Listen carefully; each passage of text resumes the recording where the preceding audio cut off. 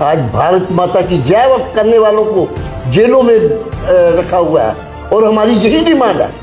कल जो पूरा जम्मू बंद की चाल दी है, नेशनल कॉन्फ्रेंस इसको फुली सपोर्ट कर रही है और हमारे कारकुन हर जगह पे डेमोन्स्ट्रेशन कर रहे हैं। कल श्रोता साहब की सरपरस्ती में डेमोन्स्ट्रेशन हुआ, आज भी कठुआ में चल रहा है, कल जम्मू में भी नौजवानों ने। आप लोग भी जमकर विरोध आंदोलन करेंगे? बिल्कुल हम कर रहे हैं, करेंगे। हम तो आंदोलन में कूद गए और ये जो बच्चों ने आंदोलन शुरू किया है, आप इनके साथ हैं? बिल्कुल हम इनको फुली सपोर्ट कर रहे हैं। नेशनल कॉन्फ्रेंस युवा राजपूत सपा को सपोर्ट एक्सटेंड करती है? बिल्कुल कर दी, बिल्कुल कर दी है, क्योंकि जम्मू का काज है और जम्मू के काज के लिए नेशनल कॉन्फ्रेंस जो है मैदान में है।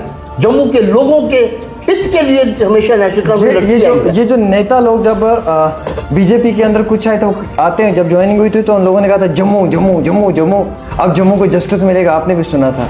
क्या कहना चाहेंगे जो कहते थे जम्मू ही जम्मू, आज जम्मू रोडों पे है?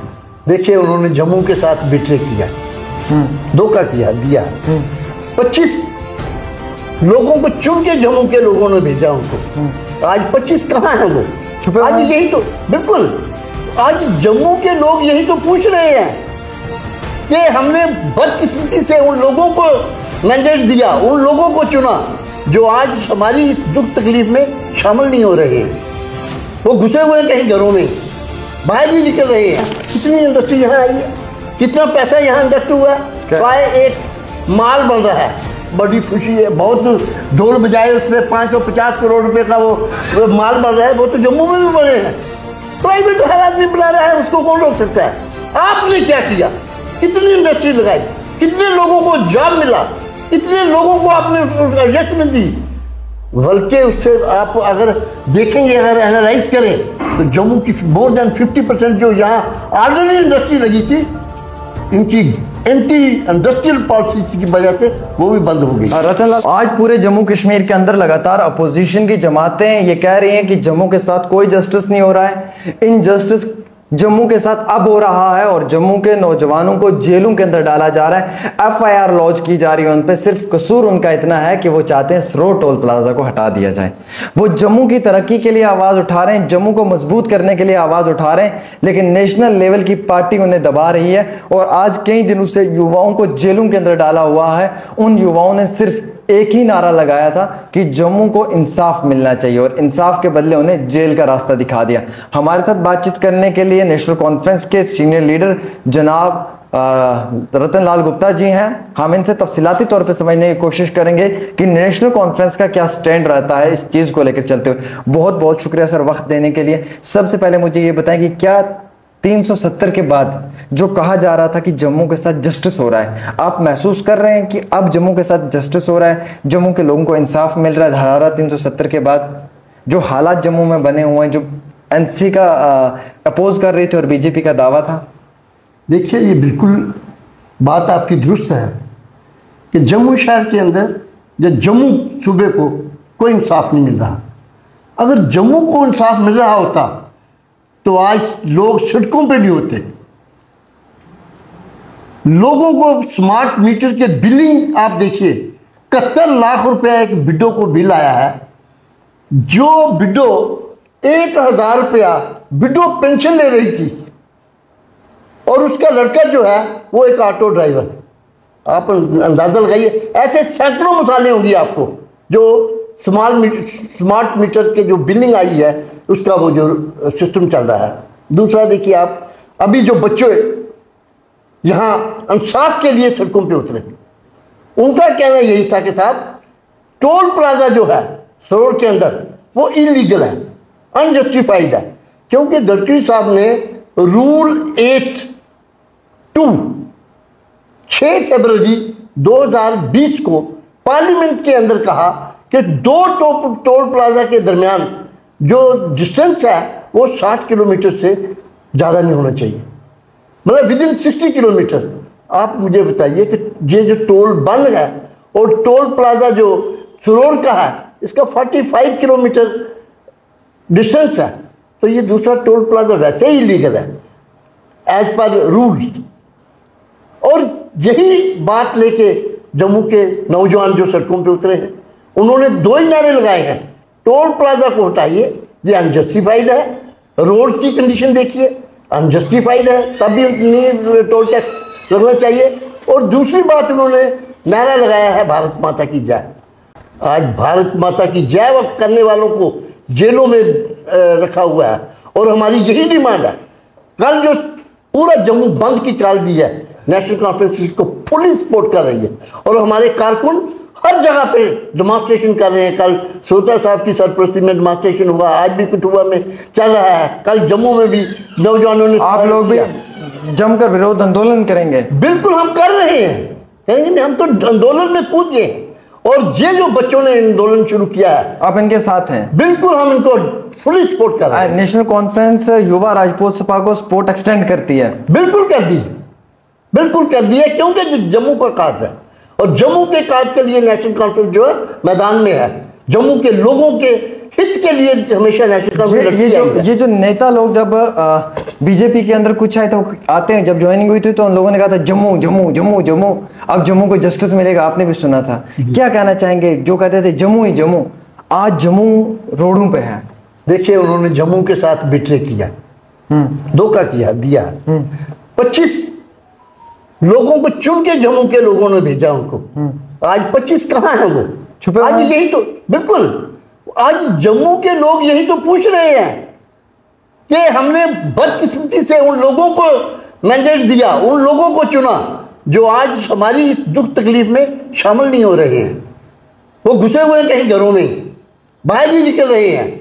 क्यों? आज चाहिए था कि जम्मू के लोग जब सड़कों पे है, हमारी माँ बहनें सड़कों पे है, बच्चे हमारे सड़कों पे हैं, टायर गैस मारे जा रहे हैं, उन पे लाठीचार्ज हो रही है, ब्रूटल लाठीचार्ज हुआ उन पे।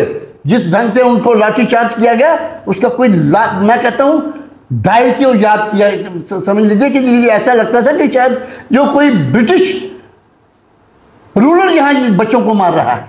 जिस ढंग से यहां ब्रूटली बच्चों को मारा गया है, लाठीचार्ज किया गया है, और आज भी जेलों के अंदर रिस्पॉन्सिबल फॉर दिस सर? कौन इसके लिए रिस्पॉन्सिबल है? यहाँ की सरकार, एलजी सरकार, एलजी एडमिनिस्ट्रेशन, और कौन हो सकता है?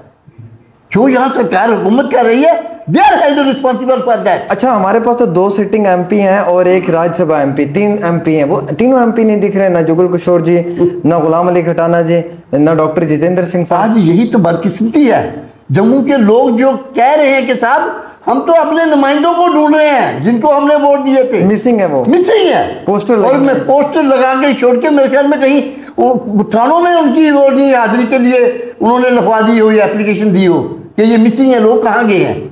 ये तो है, हो रहा है, सामने है। आज अगर मतलब नुमाइंदे होते, अगर इनके रिप्रेजेंटेटिव होते, जम्मू की ठेकेदारी तो इन्होंने ली थी ना। आज निकलना चाहिए थे लोगों के साथ, चाहे सरकार किसी की भी हो, लोगों के साथ, क्योंकि लोगों ने उनको चुना था, मैंडेट दिया था। इसके अलावा आप कहते थे 370 के बाद जम्मू को जस्टिस मिलेगा, इंसाफ मिलेगा। पहले कश्मीरी नेताओं ने जम्मू को दबा के रखा था। देखिए, यही बात तो हम कह रहे हैं। On the floor of the house Amit Shah ji ने 5 अगस्त 2019 को स्टेटमेंट दिया पार्लियामेंट के अंदर के साथ जम्मू कश्मीर को हम इतना इंडस्ट्रियलाइजेशन कर देंगे, इतना पैसा इंजेक्ट कर देंगे कि कोई आदमी बेकार नहीं रहेगा, यहाँ पे सबको रोजगार मिलेगा। आप मुझे बताइए, एक माने हुए जर्नलिस्ट हैं, कितनी इंडस्ट्री यहाँ आई है, कितना पैसा यहाँ इंजेक्ट हुआ है, स्वाय एक माल बन रहा है। बड़ी खुशी है, बहुत ढोल बजाए उसमें 550 करोड़ रुपए का वो माल बन रहा है। वो तो जम्मू में भी बने हैं, प्राइवेट हर आदमी बना रहा है, उसको कौन रोक सकता है? आपने क्या किया? कितनी इंडस्ट्री लगाई, कितने लोगों को जॉब मिला, कितने लोगों को आपने एडजस्टमेंट दी। बल्कि उससे आप अगर देखेंगे, अगर एनालाइज करें, तो जम्मू की मोर देन 50% जो यहाँ ऑर्डिनरी इंडस्ट्री लगी थी, इनकी एंटी इंडस्ट्रियल पॉलिसी की वजह से वो भी बंद हो गई। रतन लाल गुप्ता जी, आप एक काफ़ी ज़्यादा सेकुलर इंसान हैं और जम्मू शहर के अंदर और सियासत के अंदर आपका काफ़ी बड़ा तजुर्बा है। हालिया ही एक बहुत बड़ा यहाँ पे जो है वायलेंस भी दिखाई दिया हमें, जिसके अंदर ये कहा गया था कि जब मुल्ला काटे जाएंगे तो राम राम चिल्लाएंगे।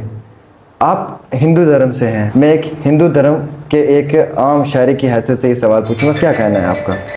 देखिए, हम लोग इंसानियत के पुजारी, नेशनल कॉन्फ्रेंस ने हमेशा इंसानियत को चाहा है।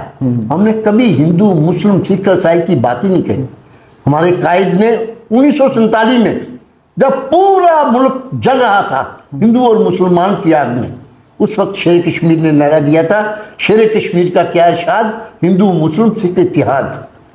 जो लोग जब ये बात की उन्होंने, हमारे नौजवानों ने जम्मू में कश्मीर के अंदर नॉन मुस्लिम के घरों पे पहरा दिया ताकि उनको कोई नुकसान ना पहुंचे। और उस वक्त Mahatma Gandhi, father of the nation, उसने कहा कि मुझे अगर कहीं रोशनी की किरण नजर आई है इस मतलब अंधेरे में, तो वो कश्मीर से नजर आई है, और वो शेख मोहम्मद अब्दुल्ला के रूप में आई है। हम लोग उनके पुजारी हैं। हमने कभी हिंदू एज ए हिंदू नहीं सोचा, मुसलमान एज ए मुसलमान नहीं सोचा। जिन लोगों ने कहा कि जब मुल्ला काटे जाएंगे तो राम राम चिल्लाएंगे, क्या ऐसी ऑर्गेनाइजेशंस को बैन होना चाहिए? देखिए, हम तो कहेंगे कि ये जो नारे इस किस्म के जो देते हैं, चाहे कोई भी हो, ये अच्छे नहीं है। मुल्क ना मुल्क के लिए अच्छे हैं, ना जम्मू कश्मीर के लिए अच्छे हैं। हमारा आपसी भाईचारा जो है वो मजबूत होना चाहिए। क्यों नहीं होना? जो भी मैं एक ऑर्गेनाइजेशन के जो भी इस किस्म के नारे देते हैं, वो मुल्क के भी दुश्मन है और जम्मू कश्मीर के भी दुश्मन है, इंसानियत के दुश्मन है। उनको इस किस्म के नारे नहीं देने चाहिए। ना हमारा कॉन्स्टिट्यूशन अलो करता है।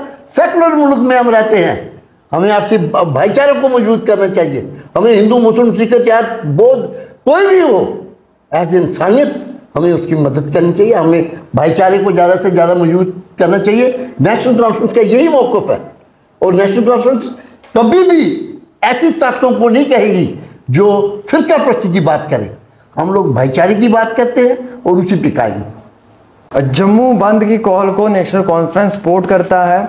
युवा राजपूत सभा को जो है वो नेशनल कॉन्फ्रेंस की जानिब से एक्सटेंड कर दिया है सपोर्ट, और इनका ये कहना है कि जम्मू के कॉज के लिए नेशनल कॉन्फ्रेंस के लीडर बिना जूते के नंगे पांव रोडों पे उतरेंगे और जमकर विरोध आंदोलन करेंगे। हालांकि इतना ही नहीं, बल्कि काली पट्टी बाजों पे बांधकर मरकजी सरकार के खिलाफ जो है वो एहतजाजी मुजाहरे भी करेंगे।